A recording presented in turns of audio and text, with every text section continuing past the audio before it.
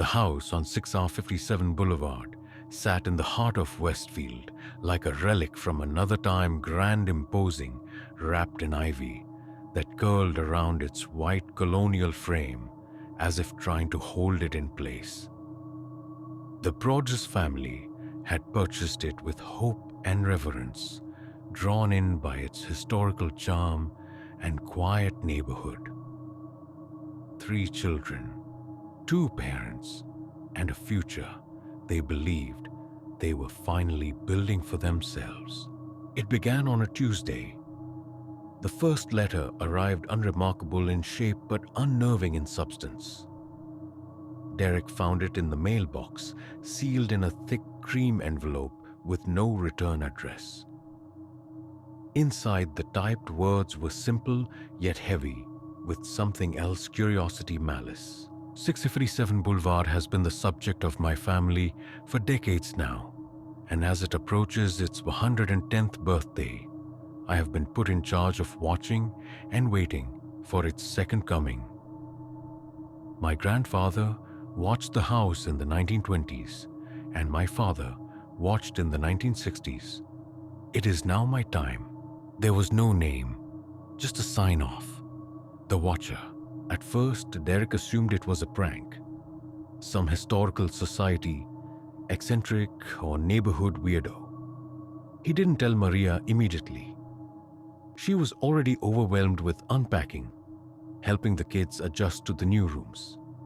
New creaks in the floorboards, the slow groan of old windows settling into night. But then came the second letter. Have you found what's in the walls yet? In time I will. It referenced their children by nickname. The young blood you have brought me.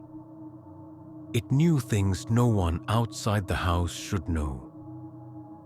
The names of rooms they'd barely furnished, the direction of the windows in their master bedroom, the locations the children preferred to play. Maria read that one. Her face went pale.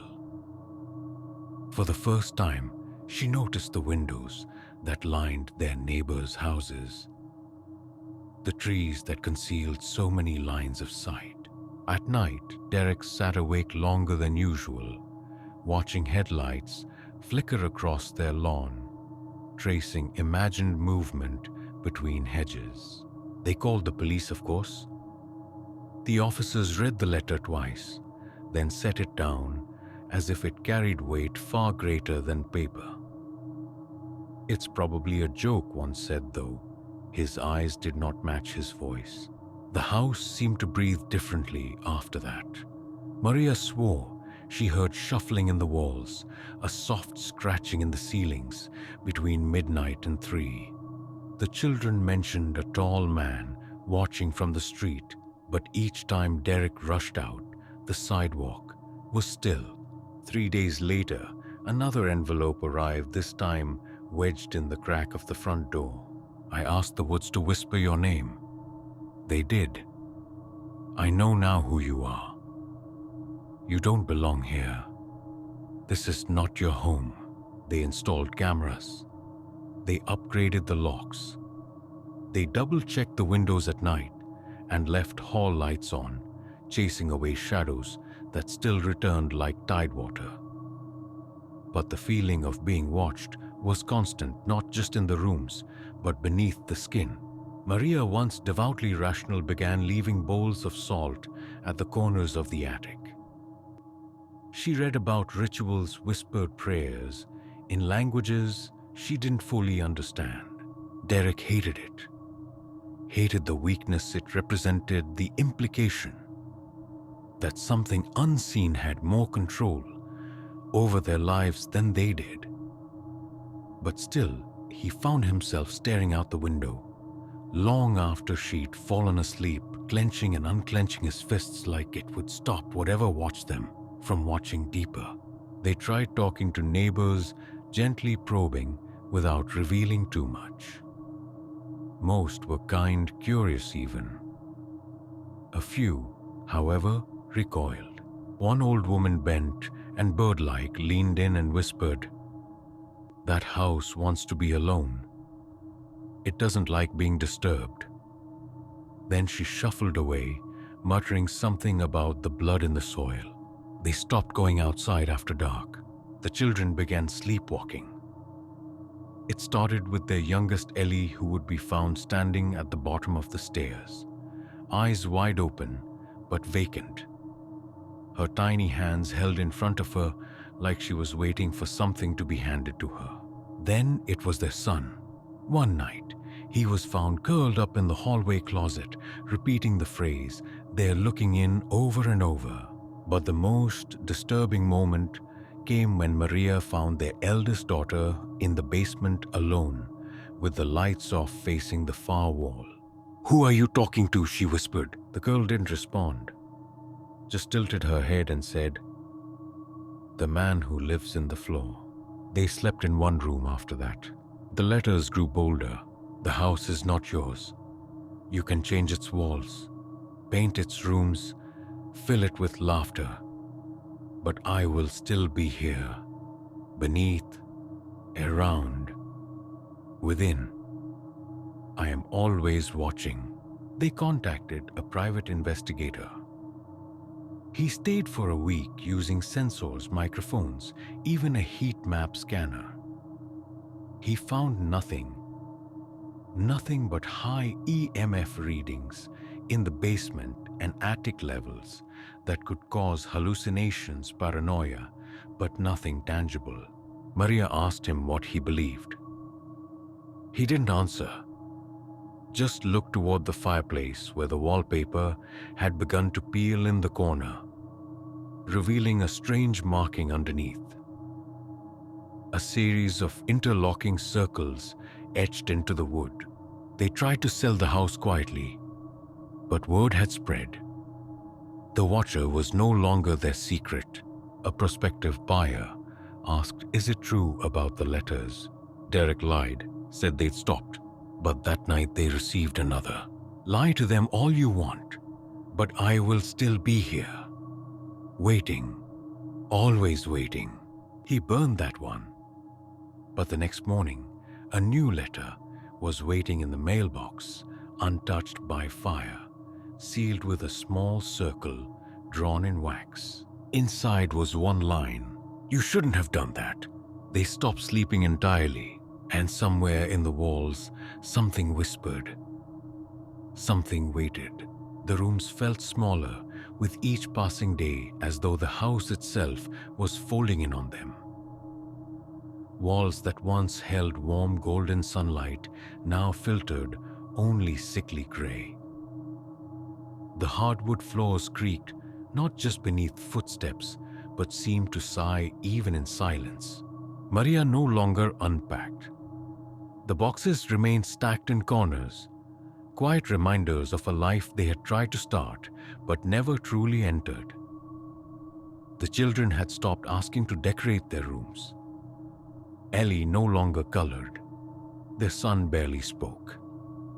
The eldest would only hum softly a tuneless murmur that mimicked the low frequency Derek sometimes thought he heard at night. Then came the holes, small at first, no more than the width of a marble. One appeared in the laundry room wall. Derek reached in expecting drywall insulation, but his fingers slipped through to a void that felt too cold, too still. He pulled back quickly. By the end of the week, there were 7, each one perfectly round. Each one in an area that faced where the family most often gathered: the kitchen, the children's playroom, the stairwell. Derek taped over them, then filled them with foam. He heard the hiss of air inside, as if the house exhaled. The letters too evolved. They now came folded into the smallest squares, so tightly compacted it took several minutes just to unravel one. And the contents were less coherent, more fevered. "Your bones are soft. The young blood stirs the walls. The house remembers hunger." He stopped showing Maria. One night, Derek thought he heard scratching from inside the closet in the master bedroom. a rhythmic drag of something dull across wood. He opened it, heart racing, but there was nothing, just his own shirts motionless. Then the light inside the closet flickered. The bulb had just been changed. He turned it off, turned it back on. The light stayed dark, but the scratching didn't. Later, when he lay in bed, pretending to sleep, a small folded note had been slid under the door. No envelope, just 6 words in block type. "I like to watch you pretend." He stared at the words until they blurred. Something inside him broke then, not loudly. Not with rage, but with resignation. The watcher was not just outside, it never had been. They began staying at Maria's parents' house across town, returning to 657 Boulevard only during the day to gather essentials. Derek didn't want to admit it, but he felt better as soon as they left the property line. There was an absence there, a silence in his own mind. He hadn't noticed was missing until it returned. But Maria kept dreaming. She'd wake screaming about someone standing above her in the dark, speaking in a voice made of gravel and breath. She spoke of their daughter being pulled through the floorboards by thin white hands. When Derek pressed her, she only said, "It knows I can feel it now." They went back to the house one final time mid-afternoon, a sunlit Sunday, to pack everything they could in one go. The house greeted them with silence. Dust in the beams of light, the quiet rustle of curtains drawn by the open windows. Maria packed toys. Derek moved through the halls like a man trying not to remember anything. Then he saw it. In the upstairs hallway near the linen closet, another hole. But this one was different. Not carved clean. It was ragged, torn, and from inside it, he saw an eye. Just for a second, it blinked, then vanished. He staggered back, called for Maria. But when she arrived, the hole was gone. Not patched, not blocked. Gone, as if it had never been there. And on the floor where he had stood was another note. No paper, just etched into the wood. "You saw me." They left, without the boxes, without the photos, without goodbye. For weeks, they tried to break the lease, then to sell. Lawsuits followed. The media found out. The story spread. People laughed, speculated, dissected the psychology of paranoia. But the house remained empty until one night a new family moved in. The neighbors watched lights flicker on. Children's voices drifted out, and someone laughed, a bright, joyful laugh that echoed into the street. The mail arrived 2 days later. The letter was simple, unfolded, and placed gently into the new mailbox at 657 Boulevard. "Welcome, young blood. I've missed you. Shall I begin watching again?" And in the attic something shifted. Not a mouse, not a wind, but something that had waited patiently for laughter to return, and breath, and blood, for the house to remember itself, for the watcher to wake once more. Story 2. The Villisca Axe Murders. Iowa, 1912. The house on East 2nd Street stood quiet beneath the weight of June's breathless heat. Its white clapboard siding sun-washed and peeled its curtains, drawn against the stillness of the world beyond. Inside, the Moore home exhaled that peculiar silence that follows a sudden absence, one too deep, too complete, to be mistaken for sleep. No one stirred. No voices rose above the creak of floorboards settling under memory. It was the morning of June 10, 1912, when Mary Peckham, the neighbor, noticed the odd stillness. The children hadn't come out to do their morning chores. No smoke curled from the chimney. The hens clucked idly behind a locked gate. She walked the length of the porch once, then twice, her knuckles pressing lightly against the front door. No reply. Just the hollow knock echoing back. Later, the town marshal would force the door open, and the scent of iron and rot would greet him like an old companion. But in that moment, as Mary stood fidgeting in the rising heat, something unseen inside the house was already coiling tighter. That night, before the Sunday, they had all returned from the Children's Day service at the Presbyterian Church. Josiah Moore, his wife, Sarah, their 4 children, and 2 neighbor girls, Lena and Ina Stillinger, invited to sleep over in a gesture of simple kindness. The house had been filled with light, then oil lamps, flickering footsteps, trailing through rooms, soft laughter echoing up stairwells. None of them would leave alive. They say the killer had waited, hidden in the attic, and it makes a kind of sense. There were scratches found later on the beams, a footprint in dust, a half-eaten apple discarded near the attic eave. Someone had been listening, breathing slowly through the slats, waiting for the last flame to gutter out downstairs, for footsteps to fade into sleep. The axe had belonged to Josiah, left just outside near the woodpile. It wasn't found until morning, leaning against the bedroom wall, its blade thick with dried blood. But long before dawn came, the house itself bore silent witness. First Josiah and Sarah. Their room on the 2nd floor, bloodied sheets, skulls caved inward, the axe lifted again and again, long after breath had left their bodies. Then the children, Herman, Catherine, Boyd, Paul.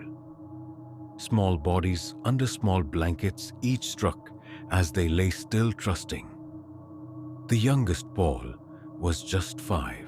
Upstairs, the Stillinger girls slept in the guest room. But something changed there. Lena had moved, not far, just to shift, her arm thrown over the edge of the bed, her legs drawn up. A defensive wound on her arm, and blood spread not in a still pool, but in a wide arc. The killer had paused, watched her.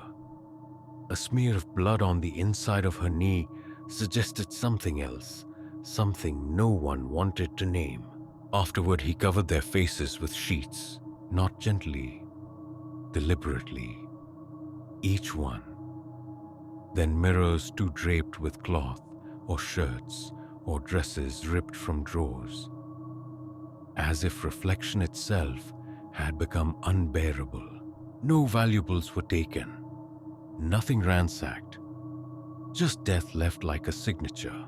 When townspeople entered the house the next morning, they did not stay long. The silence inside was different, heavy, pressing. The air didn't move quite right.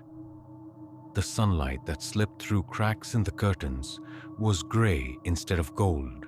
One man claimed he saw something crouched in the corner of the children's room, a shape darker than the room allowed. When others turned, there was nothing. Just a chill that spread like frostbite across the back of the neck. Over time, the story grew longer than the facts. There were suspects, of course: Frank Jones, a rival of Josiah's, a wandering preacher, a serial drifter. But no one was ever convicted. The house was left to its silence. Sold, rented, abandoned. Years passed. They say the house didn't forget. By the time Evelyn Boucher moved into the house with her young son in 1936, it had become a quiet property once again. Most people in town avoided it, speaking of it with hushed tones, if at all. But Evelyn was practical. A single mother raising a child on sewing commissions and second-hand luck, she needed cheap and close. The first night she lay in bed and heard something dragging across the ceiling. A slow scraping movement from attic to stairwell. She told herself it was squirrels. Wind. The old bones of the house shifting in their frame. Her son Daniel, 5 years old, began waking up at 2 Central a.m., every night, screaming. He'd stare at the corner of the room and cry. He's watching from the hole. Evelyn searched the room. Found nothing. No holes, no cracks. But every morning, Daniel's rocking horse had been moved. Slightly. Shifted angle. Closer to the door. By the second week, Evelyn had nailed it to the floor. And still it moved. She found a small apple, bitten once, placed on her nightstand. It hadn't been there the night before. Her son had no memory of touching it. She hadn't bought apples in weeks. The mirrors too began to fog without cause. Even without heat or humidity. Just a gray blur like breath held too long against the glass. And on that fogged mirror, Evelyn saw it one morning. Words drawn in a child's finger. I'm not gone. She left before rent was due. Left dishes in the sink and furniture behind. Took Daniel and did not return for her things. The landlord called it a woman's nerves. But when he came to inspect the property, he didn't stay long either. Later, a caretaker tasked with cleaning the attic discovered something tucked behind a rafter. A child's handprint pressed into the dust, fresh and unmistakable. The attic had been locked. No one had been up there in years, but the dust had been disturbed, and something deeper than memory had stirred with it. The house passed hands again and again. Renters came left. Some stayed only days. Others lasted weeks before their reasons unraveled. Pipes burst without cause. Doors unlocked themselves. The attic hatch, though bolted shut, was often found gaping open come morning. By the late 1990s, no one lived there. Not truly, but people came. Paranormal investigators, thrill seekers, whispering tourists. And with them, the house seemed to wake again, slowly like an animal, remembering the scent of blood. In 2003, a couple from Omaha, Wayne and Meredith purchased the property not to live in it, but to preserve it, to restore what they called a piece of haunted history. They turned it into a museum, a place where people could experience the truth. They said it was safe, but the house knew otherwise. In September of that same year, a group of amateur investigators spent the night. They brought recorders, EMF readers, night vision cameras. Their laughter was easy at first, edged with nerves but full of confidence. They called out to the spirits, asked questions to the air, invited answers. Around midnight, one of the audio recorders picked up a child's voice. "Shh, he's still here." No one in the group heard it in the moment.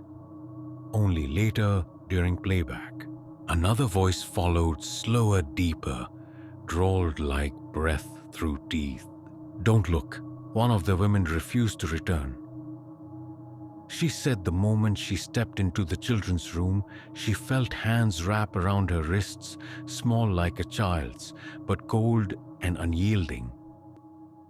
She said they held her in place, not with strength, but with grief. Another guest had brought a mirror from home, hoping to capture a reflection. In every photo taken that night, the mirror showed the same thing. A blurred face. Not a child, not an adult, just wrong. The house returned to silence once they left, but not for long. It had learned. On a warm evening in 2014, a paranormal enthusiast named John stayed alone in the house. He brought nothing but a flashlight, a journal, and a single red apple, which he left on the windowsill of the attic as an offering. That night he carved the words "Do Not Disturb" into a strip of paper and pinned it to the attic door. No one saw him again until morning, when the owners arrived for a routine tour and found blood trailing down the attic stairs. John lay upstairs, still breathing barely. He had stabbed himself in the chest.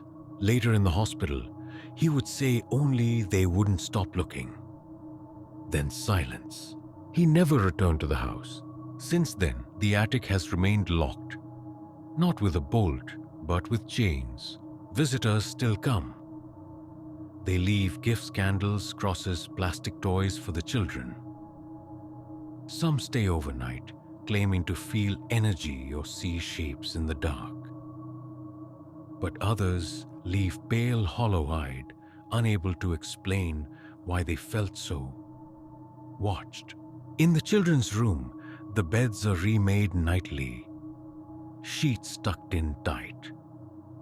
Yet by morning, the pillows are often turned.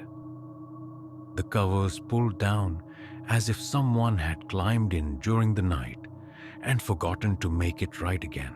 A child's voice has been caught in multiple recordings, whispering a name no one recognizes.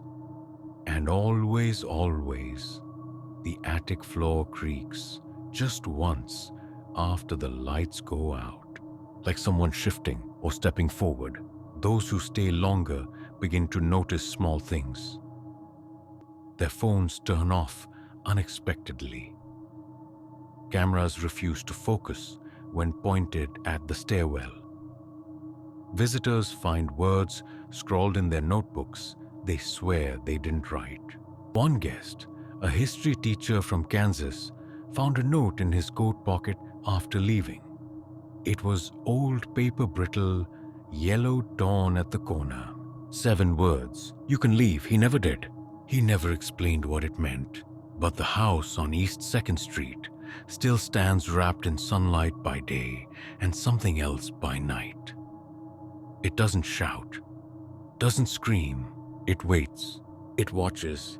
The axe may have been cleaned, its blade dulled with time, but the echo it left remains humming beneath floorboards stitched into wallpaper, resting gently on the breath of the stillness. And sometimes, when the world grows quiet and the town sleeps deep, those who pass by say they hear it. A thud, a creak, the faint sound of footsteps in the attic, pacing just once before settling into place, as if whatever was waiting never truly left, and never will. Story 3. The Hinsdale House, New York, 1970s. The dirt road to the Hinsdale house narrowed into a tunnel of trees, the forest pressing in with slow, leafy breath. It was early fall in upstate New York, amber light drifting through the canopy leaves brittle under tires. The Dandy family drove in silence, the air inside the station wagon thick with the weight of fresh beginnings and something older unspoken. Clary, the mother, kept her eyes on the twisting gravel path, one hand tight on the wheel, the other resting protectively on the gear shift. Michael sat beside her, quiet, a flicker of a cigarette between his fingers. In the back, the kids, Laura 17 and her younger brother James, barely spoke. The radio had long lost signal. They saw the house through a break in the trees, a 2-story white farmhouse, isolated and weathered, with dark shutters and a porch that leaned ever so slightly toward the earth. Behind it, the hills rolled out like a distant breath, the edge of Allegheny National Forest swallowing the horizon. It wasn't a place of stories yet, just a house in need of work, a fresh start. The first week passed in relative calm. Boxes were unpacked, wallpaper peeled back in strips, old wooden floorboards revealed beneath worn rugs. The wind moved strangely through the trees at night, but nothing alarming, nothing concrete. Then came the noises, soft at first, footsteps on the 2nd floor when no one was there. Shifting boards like weight being applied, then lifted. Laura would hear them while brushing her hair. the sound pacing slowly above her, though James was outside and her parents downstairs. Then it escalated. Clara began waking in the middle of the night to the sound of chanting. It was faint, like wind through distant reeds, but rhythmic, repeating, male voices low and deliberate, just beneath the floor. She pressed her ear to the hardwood, but the sound never became clearer. James, 7 years old and prone to night terrors, began speaking of the lady in the woods. He claimed as she watched him from the edge of the tree line, wearing a dress that dragged across the ground. Her eyes, he said, were the same color as the sky before lightning. One afternoon, Clara found him standing at the back edge of the property barefoot and unmoving, staring into the forest. When she called to him, he didn't blink, didn't answer, only turned to her slowly and said, "She doesn't like when you dig." They hadn't dug anything. Not yet. Michael, ever the skeptic, dismissed the accounts as stress-overactive imagination or sleep-deprived hallucinations.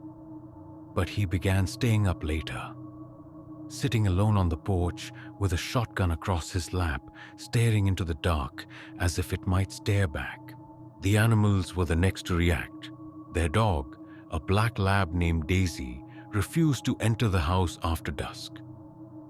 She would bark at the second-story window above the porch, long, low growls, then whimper and retreat beneath the steps. Birds no longer landed on the wires near the house. Insects, however, gathered. Clusters of moths, the size of $50, clung to the windows, at night pulsing against the glass as if drawn to something inside. Each morning, Clara swept piles of their dead bodies from the floor. The air inside the house began to change. Rooms grew colder without cause. The upstairs bathroom mirror frosted even without humidity. Lights flickered and bulbs shattered in short bursts, always after sunset, always after a moment of silence too deep for a house with 4 people in it. One morning, Laura woke with deep scratches along her back. Not from her nails, not from the cat, they were long, deliberate parallel. That day, Michael agreed to bring in help. A local priest came first.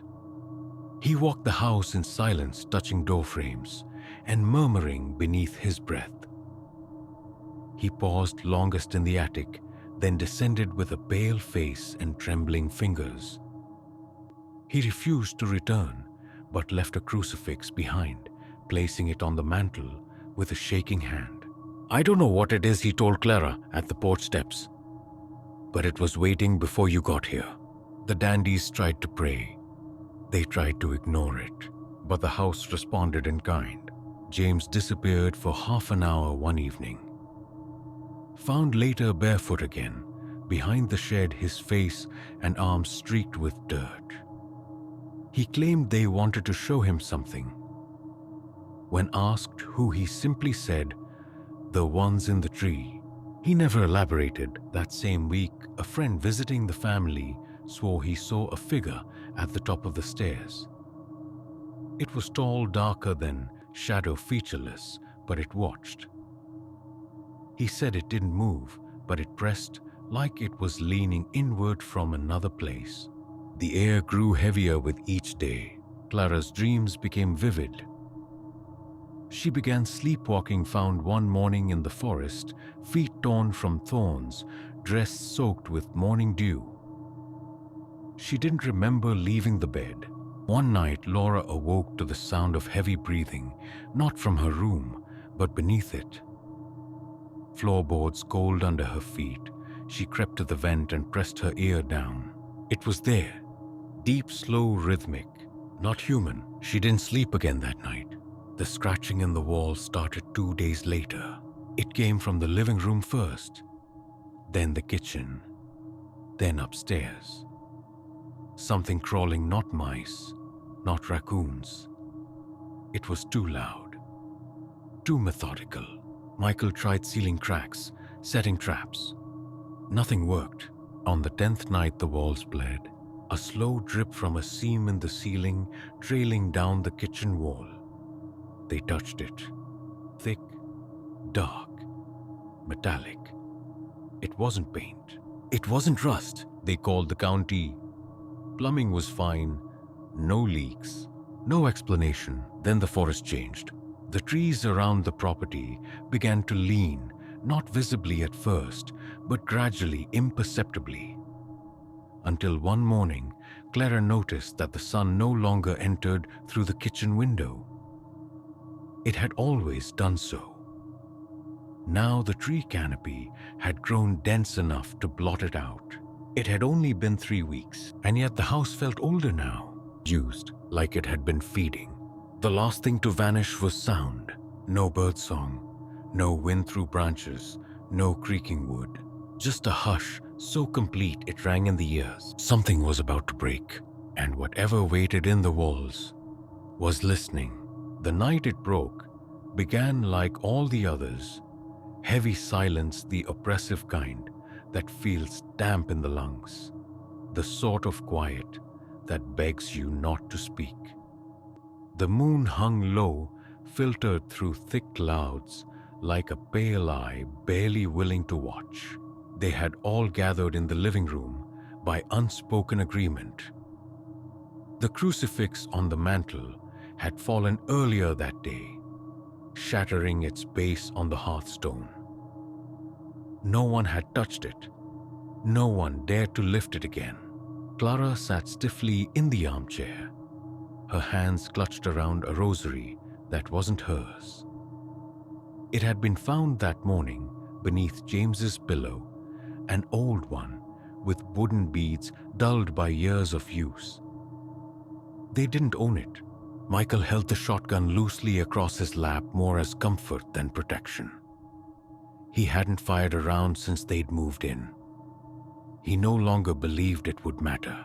Laura sat cross-legged on the rug, her eyes locked on the hallway beyond the stairs. She didn't blink often. Her fingers trembled where they held her necklace, a small silver key that used to belong to her grandmother. And James was asleep. Or pretending. His body was curled against Clara's hip breadth, slow but shallow like a child trying not to be noticed. Then the first thud. Not loud, not aggressive, but wrong. It came from upstairs, followed by another. Then a dragging sound. Something pulling across the floor, above them, slow, deliberate, heavier than footsteps. Michael stood. The sound stopped. Then it resumed faster now. Crossed from one end of the house to the other. The lights flickered, and when they returned, the shadows were longer. Something moved behind the hallway curtain. Clara reached for James instinctively. Laura didn't move. Michael stepped forward. A groan sounded from within the wall. Not wood, not pipe. A voice. Low, dry, humming. It rose not in pitch, but in pressure. It wasn't singing.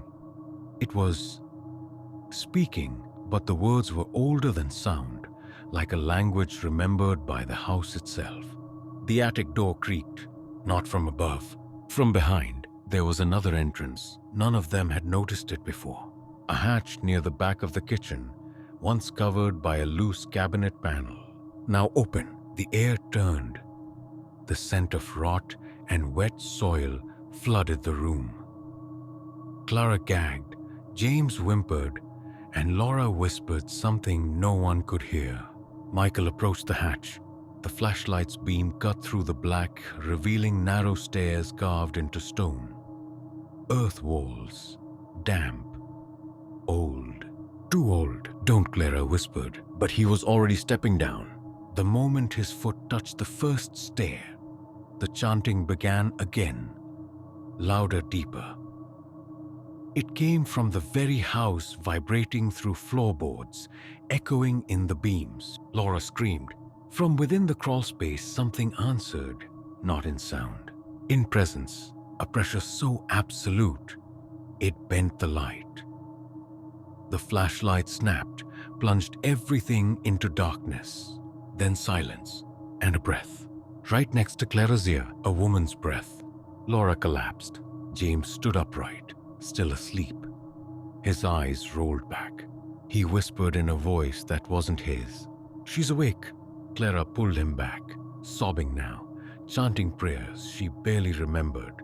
Michael never came back up. When they found him later, he was beneath the house, curled in the fetal position in the dirt tunnel no one knew existed. His eyes were open lips, pale, muttering words that scraped his throat raw. He wouldn't speak after that, wouldn't move, wouldn't close his eyes. The dandies fled that same night. No bags, no explanations, just bare feet and keys in shaking hands. The house remained, but it did not sleep. In the months that followed, the property refused to stay quiet. Travelers drawn by rumor found their car engines dead just past the tree line. Hikers reported hearing voices singing in the dark. One man camped near the property for a night. He was found walking along Route 16 the next morning. Barefoot clothes, soaked in mud, humming a lullaby no one recognized. He did not remember his name. Inside the house, the attic door opens at random. Furniture shifts slightly between dusk and dawn. Children's voices have been caught on tape whispering Latin prayers in fractured rhythm. A woman's face was once seen, reflected in a broken mirror in the upstairs bedroom mouth, open two wide eyes blacked by soot. And always the moths return, clinging to windows, to walls, to mirrors. Some say they're drawn to the house's warmth. Others believe they follow what the house has become. Not haunted, but inhabited by something that was never human and never left. The forest still grows dense around it.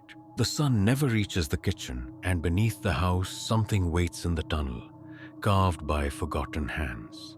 Not sleeping, just listening and humming until someone new dares to step inside. Story 4. The Disappearance of Brandon Swanson, Minnesota, 2000.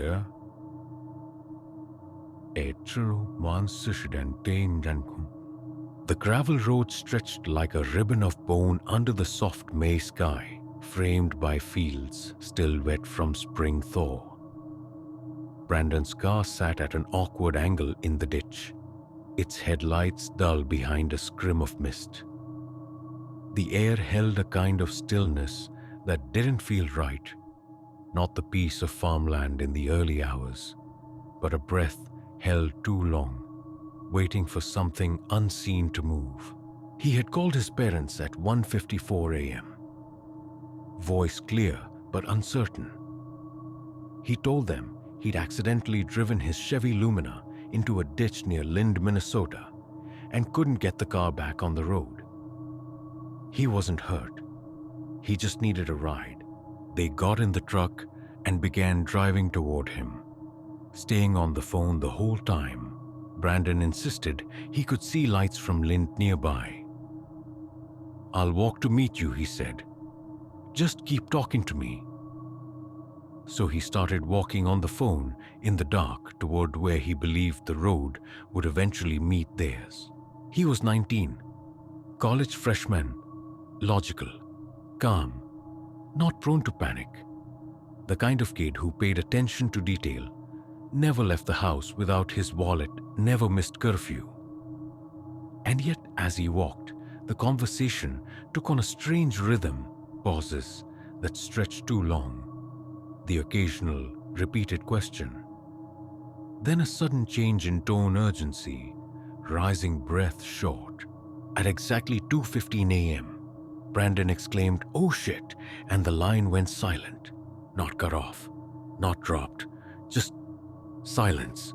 His parents called back again and again. Voicemail. Each attempt rang through into nothing.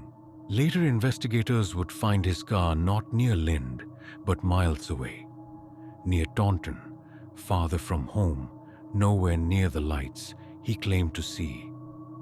It didn't make sense. None of it did. The field where Brandon walked was open, mostly flat patches of thick grass, irrigation ditches, cutting narrow lines through the earth. They searched for days. Hundreds of volunteers, helicopters, dogs. Nothing. But there were stories, not from the searchers but from those who lived nearby. They whispered things low, hesitant, about the strange energy near Porter Creek, the lights that flickered where there were no power lines, the shadows with no bodies that moved across the wheat long after midnight. One farmer, old and near blind, swore he saw someone standing in his field 2 days after the disappearance. He claimed the figure was motionless, facing away, arms limp at the sides. When he called out, the shape turned, but instead of a face, there was only black. They wrote it off as hallucination. Age, grief echoing in the minds of strangers. But the farmer insisted, said it wasn't human, said it stood too still. Meanwhile, the searchers kept returning to the same stretch near the Yellow Medicine River. Something about the soil there disturbed the cadaver dogs. They reacted, but no scent trail ever led away. Just stopped, like Brandon had never taken a single step beyond it. They found no clothes, no footprints, no cell phone, no signs of struggle. Only silence, as if the earth had swallowed him clean. And the phone. His phone kept ringing for 2 whole days. Each call drifted into voicemail, but the line stayed live. The network confirmed it. The phone hadn't powered off, hadn't died. It simply wasn't answering, but someone or something was keeping it awake. On the 3rd day, the calls went straight to voicemail. No more ringing, just that final void. The land was quiet again, but it didn't feel right. The family stayed. For weeks, Clara Swanson walked the same fields every day, holding the same coat Brandon had worn, hoping it would draw some trace, some scent. She spoke to the grass sometimes, asked it to give her back her son. Once, she returned home, with dirt packed into the soles of her shoes, trembling. She said the ground had shifted beneath her. Said she felt it pulse. Michael, her husband, spent nights parked near the river's edge engine, off listening. Just listening. He heard birdsong once out of season. Heard whispering too, though there was no one there. And one night, he swore. He heard his son's voice, clear and small, muttering, "I'm cold." He sprinted into the field. That night, flashlight swinging wildly, his voice cracking, as he called the name again and again. But there was nothing. Only fog, and in the fog he thought he saw movement. Not a person, not quite. Something limping through the rows, hunched and tall at once. But it vanished when the light touched it. He never told Clara. He just kept returning, night after night, waiting for the air to break open again. The locals stopped asking questions. But the land didn't forget. And neither did the wind. The fields, in that part of Minnesota, don't hold on to memory the way mountains or forests do. They shift and till and bury things in movement. But sometimes, rarely, the land remembers. Weeks turned into months. The case stayed open, but cold. The search narrowed, then halted. Flyers curled on telephone poles. Brandon's room stayed the same, books stacked on his desk, notes still pinned above his bed. A single sock left on the carpet where he'd kicked off his shoes that last night. Then came the calls. They started in late July. First to the family's landline static and a faint crackle of wind like a breath caught on wire. Nothing more. Then again. 3:12 a.m. this time. Then another. Always between midnight and dawn. Eventually, Clara picked up during one. She listened. The wind returned. A hiss. And behind it, something softer. She couldn't tell if it was crying or breathing. She whispered Brandon. The line went dead. They traced the number. It was Brandon's, but the provider showed no signal. No device. It should have been impossible. Investigators dismissed it as a network glitch. But Clara knew better, and the land had begun to change again. In August, a surveyor reported strange interference with his instruments near the old irrigation ditch. His GPS cut out. Compass spun erratically. His assistant claimed he heard humming an electric drone just under hearing range. They left early and didn't return. That week, a young couple driving through the area late at night said they spotted someone in the field, barefoot walking along the rows, his shirt, torn jeans, soaked at the hem. They slowed thinking to help, but the figure didn't turn. It just kept walking, arms limp, head down. When they passed him, he vanished behind the edge of their high beams. They turned the car around.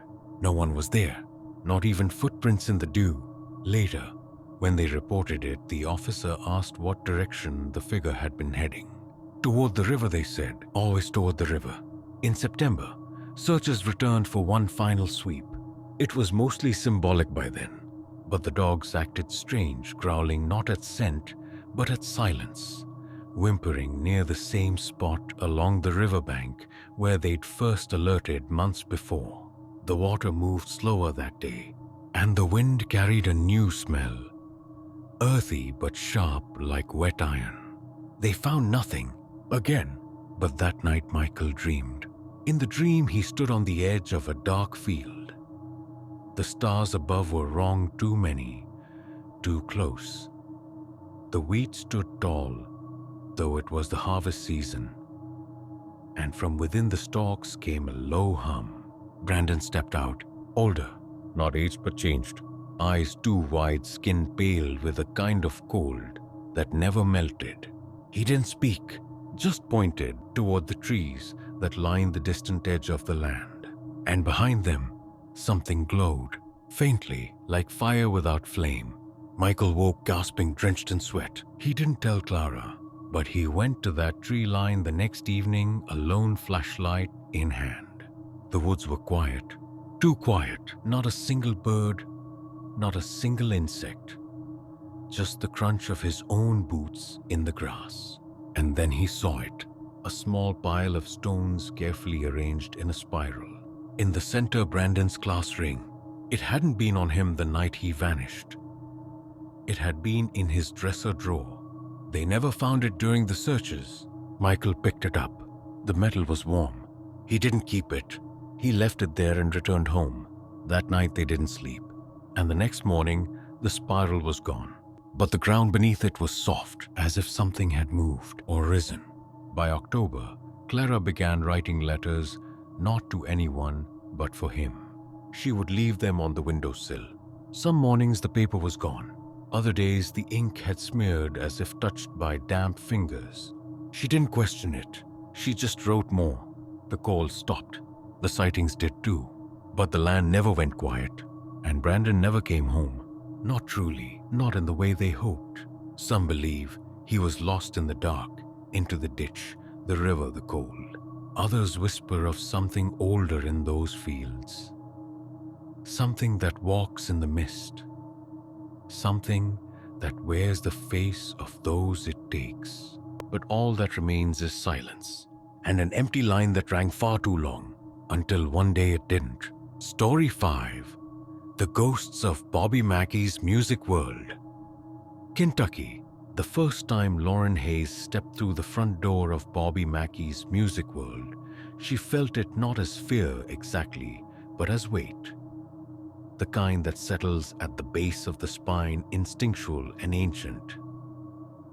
The honky-tonk bar stood just outside Wilder, Kentucky, its neon sign humming faintly in the dusk. A few patrons already stumbling in past the swinging double doors. Inside, the scent of beer and dust clung to the air. The jukebox near the wall clicked softly, its red lights casting a faint glow on the polished floorboards. From the stage, an old steel guitar echoed faint chords, distant and faint, like a memory still forming. Lauren was no stranger to places like this. She toured across back roads and broken stages for the last 3 years, documenting America's haunted folklore for a web series no one had expected to take off. But this place, Bobby Mackey's, was different. Too many stories wrapped themselves around it. Satanic rituals in the basement, a well that locals called a gateway to hell, the decapitated ghost of a murdered woman singing where the music died. It all sounded theatrical, overblown, until she stepped inside. Her cameraman Joel walked in behind her, adjusting the lens cap as he passed the threshold. He paused, blinking at the sudden chill. "It's colder in here than outside," he muttered. They were met by a quiet man named Carl. He'd been working at the bar for nearly 2 decades and rarely spoke unless prompted. When Lauren asked if he believed the stories, he gave her a look that wasn't quite skepticism, nor belief, just the exhaustion of someone who's heard the same question too many times.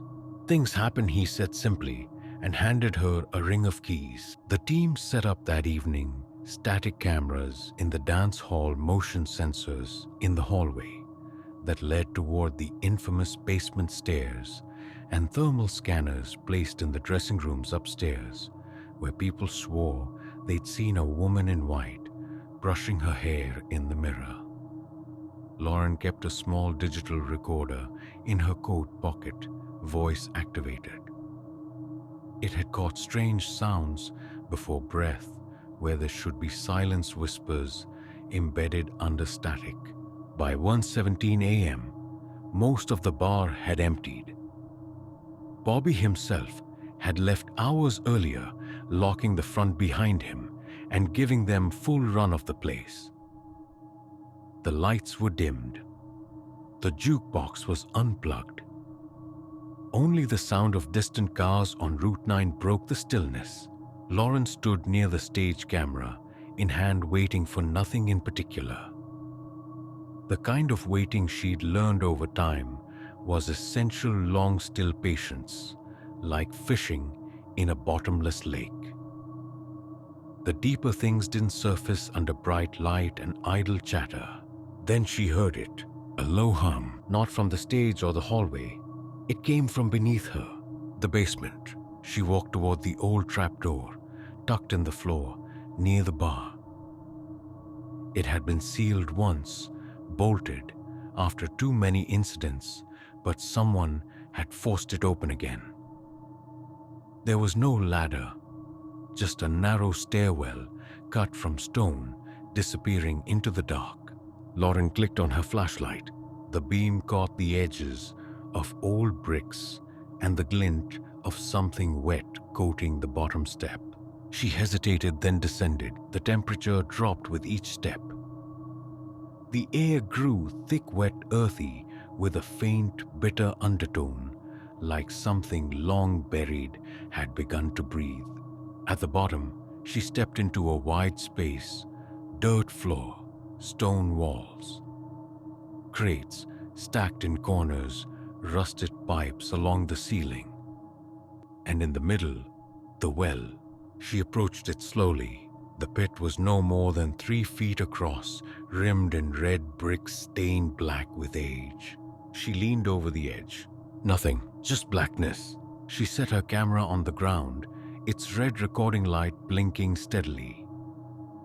The hum had stopped, replaced by something quieter, like breath against water. She clicked on the recorder, spoke into the dark. If someone's here, speak. Silence. Then a rustle. Behind her. She turned quickly, just empty space. But her flashlight dimmed. She shook it. Nothing. Then the beam flared just enough to catch the edge of the well again. And the shape beside it, not a figure, not quite. Just a suggestion of one. Tall, draped in something like cloth, unmoving. She blinked. Gone. But the sound returned. A whisper low and indecipherable. Then another overlapping. A dozen voices at once layered like a hymn underwater. The recorder flickered to life without her touching it. Then it screamed, not a human scream, something bent too high, then too low. She lunged for the device, clicked it off. Silence returned, but not peace. She backed away from the well. Slowly. Then the camera's red light blinked out, and the stairwell behind her closed with a slam. She was no longer alone in the basement, and whatever waited, there was not finished. The darkness that settled in the basement wasn't like a loss of light. It was heavier than that, thick and absolute, pressing against her skin, as though the air itself had turned to ash.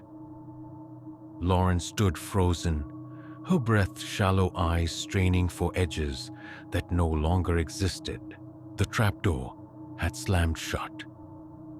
She heard the echo of it, still bouncing off the stone walls. She should have panicked, but instead something deeper held her in place.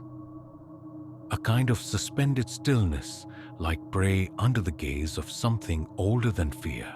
Then came the footsteps, soft at first, barefoot on packed earth, moving slowly around her. One circle, then another. She turned, holding the recorder, now more like a talisman than a tool, the faint red light on its surface barely illuminating her hands. A sound rose again from the well, not the hum this time. A chant, low, rhythmic, not in English, not in any language she knew. It rolled out of the pit like breath, curling upward, brushing her ankles with cold. She stepped back until her spine pressed against the stone wall.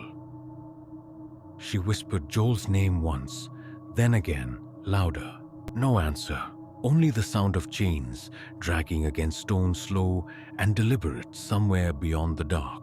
The camera had gone silent. No blinking light, no lens. Lauren pressed the recorder to her lips. Documenting. Possible presence. No visual confirmation, but audio response is strong. Movement detected. Smell of she paused, sniffed smell of sulfur. Or decay. The chanting stopped. Everything stopped. Then footsteps again, fast this time, running directly toward her. She screamed. The flashlight flared back to life in her hand for a split second. The well was directly in front of her, and someone was standing beside it. A woman, neck twisted too far to the left. Eyes blank and wide mouth agape in a silent scream.